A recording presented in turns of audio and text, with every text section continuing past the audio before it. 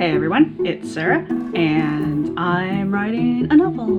And yes, I completely did not post a video yesterday, which was July the 5th. I don't have a real great excuse for that, so I thought I'd catch up today.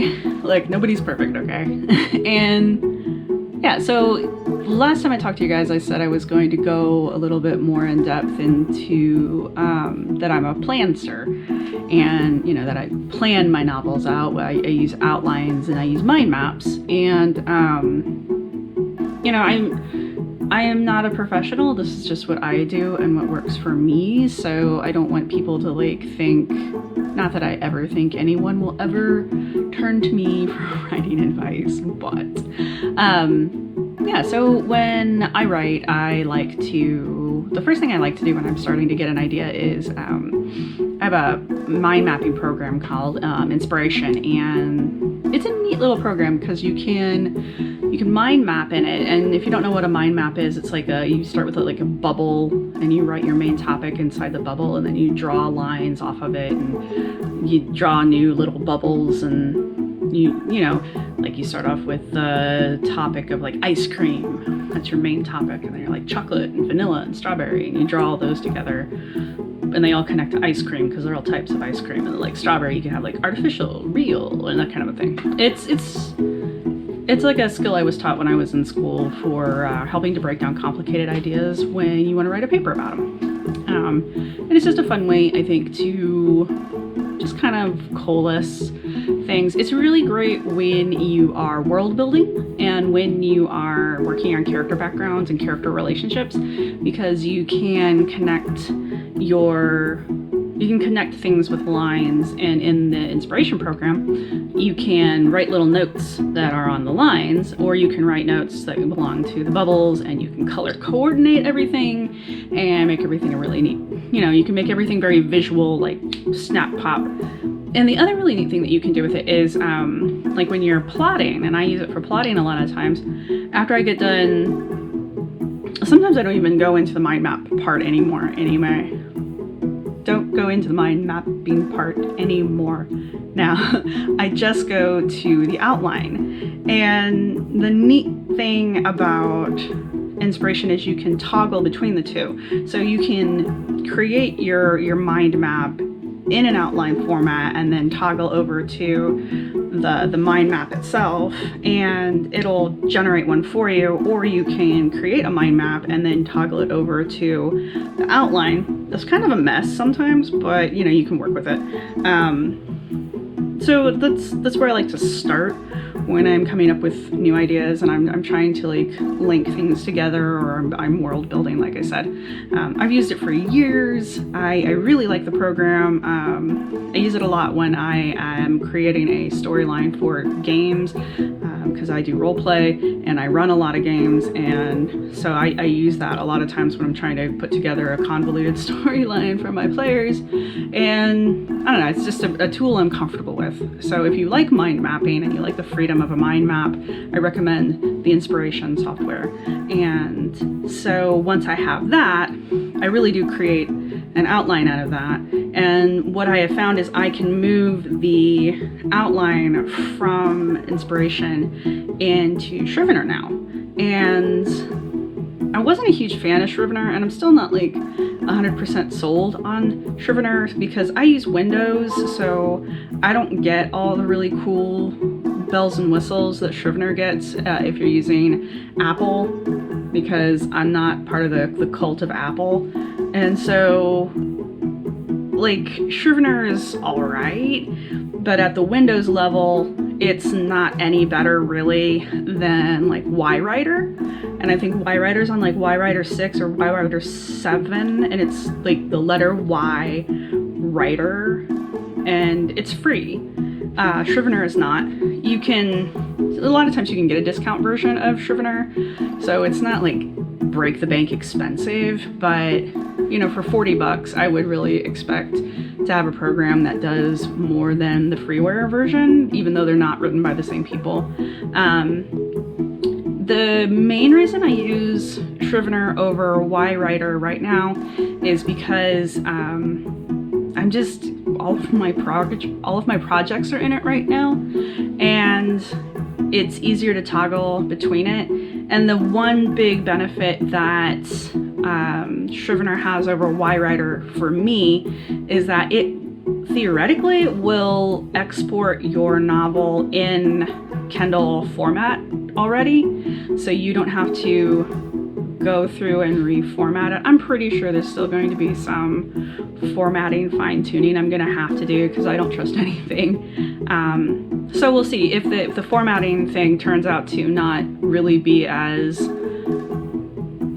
flawless or, you know, time-saving as it seems to advertise that it's going to be. I probably will switch back to yWriter 7.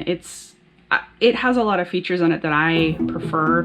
I can link much easier within a document to other parts within a project to other parts of the project. With yWriter 7, I can create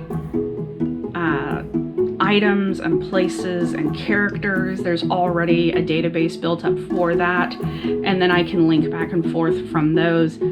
You can do a very similar thing in Scrivener, but it's a hell of a lot more difficult to do. And I don't know, I'm not that impressed with Scrivener, honestly. Maybe with the new update that's coming out that they keep saying is going to come out, and they keep saying is going to come out.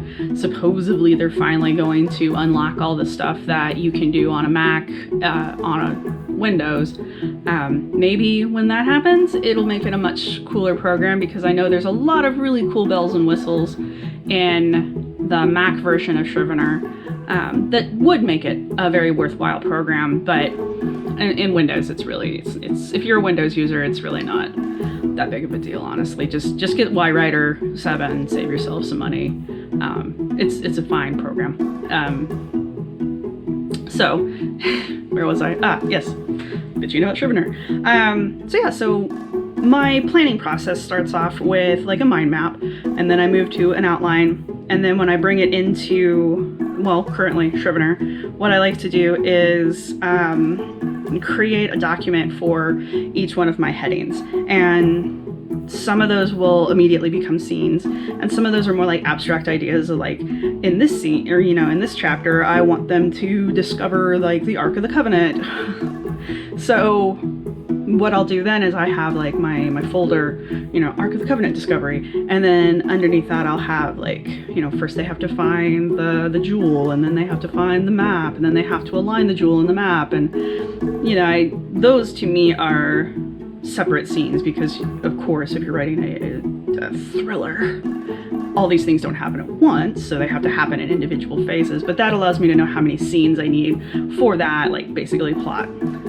I don't use a lot of fancy words like beat and scene and plot and all that. It's just, writing has become so convoluted these days. Like, I don't know why everybody thinks it's so hard to, I don't understand why everybody thinks they need so much jargon in order to write a story, because I think it really, like, it's overwhelming to new writers, especially people who aren't college educated writers, which I still don't understand, and I think it creates like a weird mystique around writing, but it is what it is. So when I talk about writing, I'm probably not going to use a ton of jargon, because I don't actually know what most of it means, and I don't really care either. I still do not understand the difference. I still don't completely understand what a beat is. It's like a scene, but it's not a scene. And like, scenes are chapters, but they're not chapters. You can have multiple scenes in a chapter, but sometimes a chapter is just a scene, and it's silly. It's just a little too much, I think. Anyway, again, not a professional writer, just a kind of hobbyist writer, which I guess is a difference. Also, I'm not college educated in creative writing. I'm not going to go back and do it either. Don't think you really need to do that in order to write a story. But so that's my process. So like I said, I mind map, I outline, and then I break things down by scenes. I'm currently trying to keep my chapters somewhere between 3,000 and 4,000 words, just because it seems like a good number.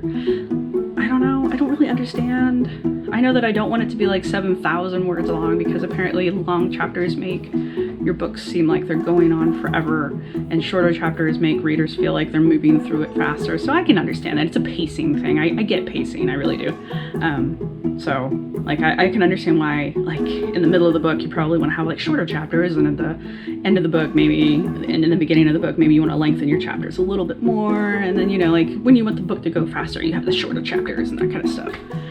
So right now I'm just kind of playing around with chapter lengths and that kind of thing. But, you know, it's a learning process. I'm learning as I'm going. My scenes are scenes, you know, they couldn't go from a couple paragraphs to a couple pages depending on what I need to get accomplished, and then I move on. I think I still write kind of episodically within a book. So like when I go back to finish my, like I've finished the rough draft of the first book and I've moved on to starting the rough draft of the second book. When I go back to smooth out the first book, I'm going to work a lot harder, and instead of like having my chapters, having my scenes end in kind of a weird cliffhangery way, which is great when you're writing fanfic, but I'm not positive it's really a great way to write a novel. I don't know. Maybe it is, maybe it isn't. But what I want to try to do is make them flow a little bit better so that they kind of like flow into each other. But I also have like 5 POVs. Don't judge. So sometimes I literally have to shift from, well, yeah, I'm shifting from one character to the next to keep the story going. So it's necessary to end a scene on a catchy phrase or a cliffhanger so that you want to read the next scene with that character in it. But yeah, so there's my process for outlining books. It makes it easier, I think, or stories even. I mean, I use that process for even like short stories. I personally think it makes it easier than trying to sit down and just brain fart things out onto a blank sheet of paper. Some people are good at that. I'm not.